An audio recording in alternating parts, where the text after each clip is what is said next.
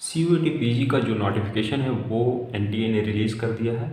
और जो common university entrance test है वो जो है उसका जो एप्लीकेशन फॉर्म है वो भरना स्टार्ट हो गया है। और अगर आपने भी नहीं भरा है और CUET पीजी का जो नोटिफिकेशन है उसमें जो इम्पोर्टेंट डेट्स हैं वो मैंने एक वीडियो में ऑलरेडी डिस्कस कर रखा है।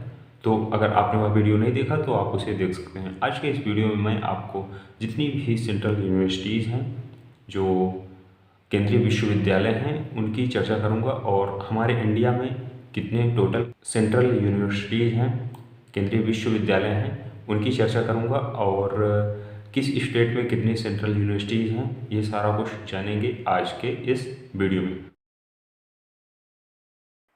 So this is the list जो कि है मेरे पास, लिस्ट ऑफ 56 सेंट्रल यूनिवर्सिटीज़। तो देर आर 56 जो सेंट्रल यूनिवर्सिटीज़ हैं वो हैं आई थिंक। एंड यहाँ पर स्टेट वाइज मेरे पास लिस्ट है कि किस स्टेट में कितनी यूनिवर्सिटी हैं और कौन कौन सी हैं, उनके नेम भी यहाँ पर इंक्लूडेड हैं। तो यहाँ पर डिस्कस करना स्टार्ट करते हैं। सबसे पहले है जो अपना स्टेट, और सीरियल नंबर 1 पे है आंध्र प्रदेश। एंड यहाँ पे है सेंट्रल यूनिवर्सिटी ऑफ आंध्र प्रदेश। इस पे ट्रांजिट कैंपस है, JNTU IT incubation centre. And ये है, इसका एड्रेस दे रखा है चिन्मया नगर, अनंतपुरम और आंध्र प्रदेश, ये पिन कोड दे रखा है। सो इसके बाद जो दूसरी यूनिवर्सिटी है यहाँ पर वो है central tribal university of Andhra Pradesh है, जो थर्ड है द नेशनल संस्कृत यूनिवर्सिटी, ये तिरुपति में है। और इसके बाद जो अपना स्टेट है नेक्स्ट वो है अरुणाचल प्रदेश। और अरुणाचल प्रदेश में ओनली एक ही सेंट्रल यूनिवर्सिटी है और ये है राजीव गांधी यूनिवर्सिटी। तो ये हो गए 2 स्टेट। इसके बाद है असम। तो इस पर है Assam university and Tezpur university, 2 central university ही हैं असम में, ठीक है। इसके बाद आता है बिहार। तो बिहार में 7, 8, 9, तो यहाँ पर 4 जो सेंट्रल यूनिवर्सिटी हैं वो टोटल है, ठीक है। तो central university of south Bihar है और महात्मा गांधी सेंट्रल यूनिवर्सिटी है, ठीक है। इसके बाद नालंदा यूनिवर्सिटी है। इसके बाद doctor Rajendra Prasad central agricultural university. So I think this university is dedicated for total जो एग्रीकल्चरल सेक्टर है, जो BSc AG और MSc AG वगैरह होते हैं एग्रीकल्चर सब्जेक्ट से रिलेटेड। इसके बाद है छत्तीसगढ़। छत्तीसगढ़ में है एक ही सेंट्रल यूनिवर्सिटी है केवल, और गुरु घासीदास विश्वविद्यालय, ठीक है। और ये है, इसका जो मेन कैंपस है वो बिलासपुर में है। इसके बाद है दिल्ली में। तो दिल्ली में 4-5 यूनिवर्सिटी देखने को मिल रही हैं। और फर्स्ट ऑफ ऑल है इसमें Indira Gandhi national open university. Indira Gandhi national open university है, इसको इग्नू भी बोलते हैं। और इसमें डिस्टेंस से और ओपन एजुकेशन कर सकते हैं, ले सकते हैं। जैसे आप कोई जॉब कर रहे हैं या आप रेगुलर कॉलेज नहीं कर सकते तो इनके ऑनलाइन कोर्सेज ले सकते हैं। मतलब ऑनलाइन जो डिग्रीज हैं पोस्ट ग्रेजुएशन की और ग्रेजुएशन की, वो आप यहाँ से कंप्लीट कर सकते हैं, ठीक है। इसके बाद है JMI, जिसको बोलते हैं जामिया मिलिया इस्लामिया, ठीक है, जामिया नगर पे है। और JNU जवाहरलाल नेहरू यूनिवर्सिटी। इसके बाद है साउथ एशियन यूनिवर्सिटी। और इसके बाद है यूनिवर्सिटी ऑफ दिल्ली, जिसको DU भी बोलते हैं, ठीक है। फिर इसके बाद है next the central Sanskrit university. फिर है लाल बहादुर शास्त्री नेशनल संस्कृत यूनिवर्सिटी। तो ये टोटल हो गई दिल्ली की यूनिवर्सिटी। और यहाँ पर टोटल जो नंबर्स देखने को मिल रहे हैं, तो यहाँ पर 6 यूनिवर्सिटी देखने को मिल रही हैं, ठीक है, दिल्ली यूनिवर्सिटी के अंतर्गत। फिर इसके बाद है गुजरात में। तो ये गुजरात में 2 सेंट्रल यूनिवर्सिटी हैं, central university of Gujarat and गति शक्ति विश्वविद्यालय, ठीक, ये बड़ोदरा में है गति शक्ति। और इसके बाद है हरियाणा। तो सेंट्रल यूनिवर्सिटी ऑफ हरियाणा केवल एक ही है। हिमाचल प्रदेश में central university of Himachal Pradesh. और जम्मू एंड कश्मीर में है central university of Jammu. And इसके बाद है नेक्स्ट जम्मू एंड कश्मीर में ही सेंट्रल यूनिवर्सिटी ऑफ कश्मीर। तो यहाँ पर जम्मू एंड कश्मीर पे 2 सेंट्रल यूनिवर्सिटी आपको मिल रही हैं, ठीक है। जम्मू एंड कश्मीर ये अब सेपरेट हो गया है, यहाँ पर UTs वगैरह डिवाइडेशन हो गया है इसका। फिर है झारखंड। तो सेंट्रल यूनिवर्सिटी ऑफ झारखंड है यहाँ। और कर्नाटका में है central university of Karnataka. Kerala में है सेंट्रल यूनिवर्सिटी ऑफ केरला, ये है तेजस्विनी हिल्स में, पेरी। और इसके बाद है लद्दाख में, तो सिंधु सेंट्रल यूनिवर्सिटी लद्दाख में है। लद्दाख अब अपना यूटी भी हो गया है, यूनियन टेरिटरी मध्य प्रदेश में है। डॉक्टर हरि सिंह गौर विश्वविद्यालय, ठीक है। और the Indira Gandhi national tribal university है, तो ट्राइबल्स के लिए I think this is the dedicated. तो क्योंकि जो ट्राइबल पॉपुलेशन है वो एमपी में काफ़ी देखने को मिलती है, एंड एमपी इज नियर में, बिल्कुल पास में ही यहाँ से। फिर इसके बाद है महाराष्ट्र, तो महाराष्ट्र में है महात्मा गांधी अंतर्राष्ट्रीय हिंदी विश्वविद्यालय। कौन सा है? अंतर्राष्ट्रीय हिंदी नहीं, महात्मा गांधी अंतर्राष्ट्रीय हिंदी विश्वविद्यालय। फिर इसके बाद मणिपुर में है total 3 central university. Central agricultural university है, मणिपुर यूनिवर्सिटी है, नेशनल स्पोर्ट्स यूनिवर्सिटी है, ठीक है। फिर इसके बाद है मिज़ोरम, तो मिज़ोरम में है यहाँ पर एक ही सेंट्रल यूनिवर्सिटी, मिज़ोरम यूनिवर्सिटी। और इसके बाद है मेघालय, जो ये नॉर्थ ईस्ट स्टेट हैं उनमें लगभग एक सेंट्रल यूनिवर्सिटी देखने को मिल रही है। तो इसके बाद मिज़ोरम में मिज़ोरम यूनिवर्सिटी, और मेघालय में नॉर्थ ईस्टर्न हिल यूनिवर्सिटी, नेहरू कैंपस इसका शॉर्ट नेम है, अच्छा लगता है। फिर इसके बाद है नागालैंड, तो है नागालैंड यूनिवर्सिटी। उड़ीसा में है central university of Odisha, Pondicherry में पांडिचेरी यूनिवर्सिटी। पंजाब में सेंट्रल यूनिवर्सिटी ऑफ पंजाब, तो ये है सिटी कैंपस इसका मनसा रोड, बठिंडा। राजस्थान में central university of Rajasthan. Sikkim में है एक सिक्किम यूनिवर्सिटी, और ये है गंगटोक में, जो सिक्किम की कैपिटल है। मेनली जो कैपिटल होती है किसी भी स्टेट की, थोड़ा सा डेवलप होती है, और वहाँ पर सेंट्रल यूनिवर्सिटी देखने को मिल जाती हैं ज़्यादातर, ठीक है। सिक्किम में है Sikkim university. Tamil Nadu central university of Tamil Nadu, और इसका जो कैंपस है नीलाकुड़ी कैंपस है। और इसके बाद इंडियन मैरीटाइम यूनिवर्सिटी तमिलनाडु में ही है।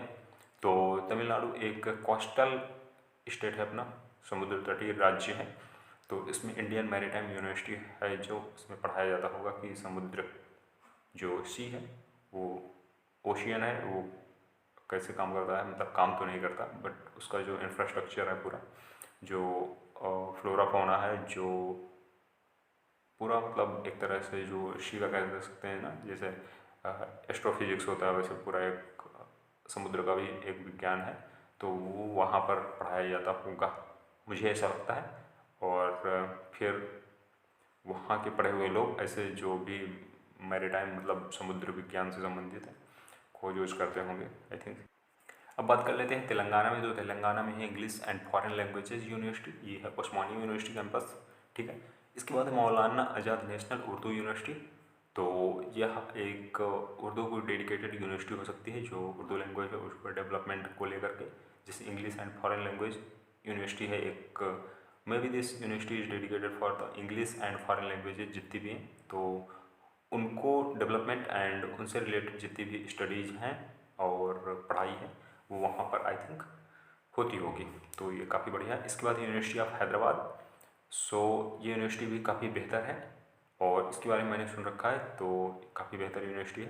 हैदराबाद यूनिवर्सिटी तेलंगाना में है, ठीक है। फिर इसके बाद है त्रिपुरा यूनिवर्सिटी, तो त्रिपुरा में एक ही यूनिवर्सिटी है, ठीक है, उत्तराखंड में है, तो हेमवती नंदन बहुगुणा गढ़वाल यूनिवर्सिटी है, ठीक है।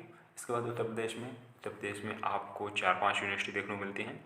सो सबसे पहले यहाँ पर मैं आपको बता देता हूँ, AMU अलीगढ़ मुस्लिम यूनिवर्सिटी, अलीगढ़ यूपी में, तो ये काफ़ी बेहतर यूनिवर्सिटी है और काफ़ी चर्चा में रहती है, ठीक है। फिर बाबा साहेब भीमराव अम्बेडकर यूनिवर्सिटी, और ये एक सेंट्रल यूनिवर्सिटी है और ये लखनऊ में है। इसके बाद है BHU बनारस हिंदू यूनिवर्सिटी, जहाँ से कि आपके मतलब कि मैंने खुद पढ़ाई कर रखी है, ठीक है।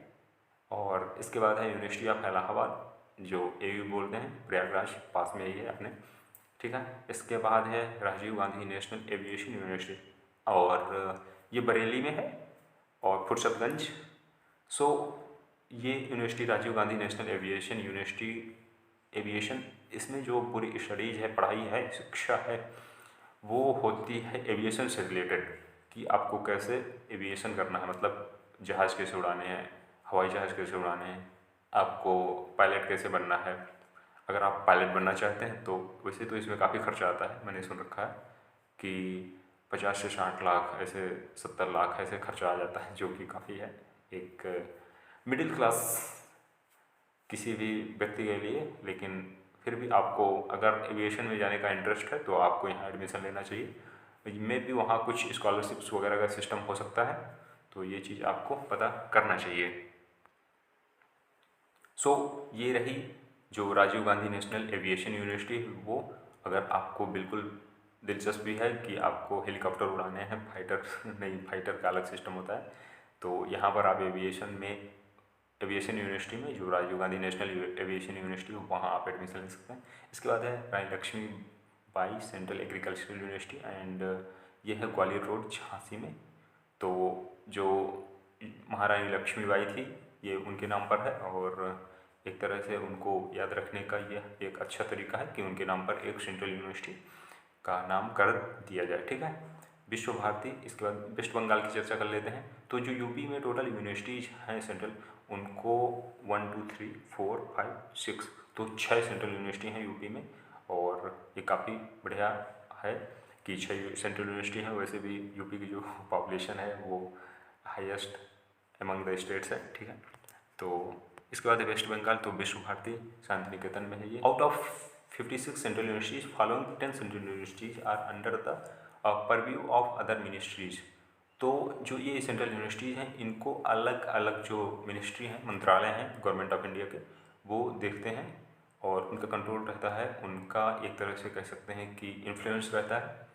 ठीक है, तो यहाँ पर जो बिहार स्टेट में है नालंदा यूनिवर्सिटी हो गई, ये मिनिस्ट्री ऑफ एक्सटर्नल अफेयर्स इसको कंट्रोल करती है एक तरह से कह सकते हैं। और फिर इसके बाद doctor Rajendra Prasad central agricultural university, इसको मिनिस्ट्री ऑफ एग्रीकल्चर जो कृषि मंत्रालय है गवर्नमेंट ऑफ इंडिया का, वो उसके अंतर्गत ये आता है। इसके बाद है दिल्ली, तो साउथ एशियन यूनिवर्सिटी है, और मिनिस्ट्री ऑफ एक्सटर्नल अफेयर्स यहाँ पर पूरा कंट्रोल करती है। फिर इसके बाद इग्नू अपनी Indira Gandhi national open university, ministry of education, शिक्षा मंत्रालय भारत का। फिर इसके बाद गुजरात में गति शक्ति विश्वविद्यालय वडोदरा में है, मिनिस्ट्री ऑफ रेलवे गति शक्ति।